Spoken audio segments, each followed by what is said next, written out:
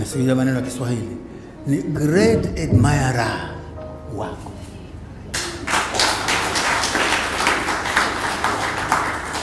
Kiswahili ungesema mimi nakuhusudu sana. Sasa kuhusudu kuna maana mbili. Maana moja admire. Maana ya pili ina ila.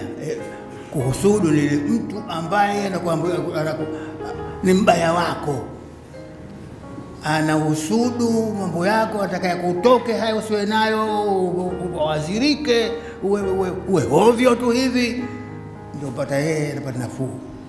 Ndio namba fulani hasidi.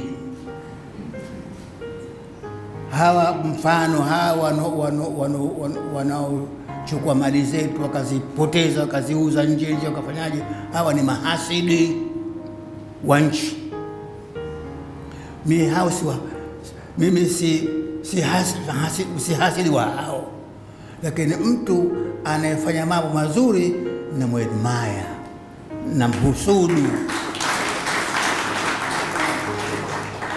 Na katika wanaokuhusudu kwa maana hiyo ni mie mmoja wapo.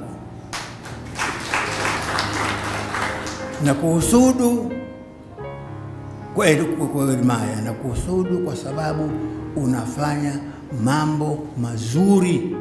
Mazuri si kwa nafsi yako wala watoto wako wala familia yako, mazuri kwa wananchi wa Tanzania. Unaitakia Tanzania maendeleo, unaitakia Watanzania uzuri, unaitakia Tanzania kila jambo zuri unaipendea Tanzania iwe nayo. Hivyo mimi nakuhusudu kwa hilo. Ningependa na mie niwe kama wewe.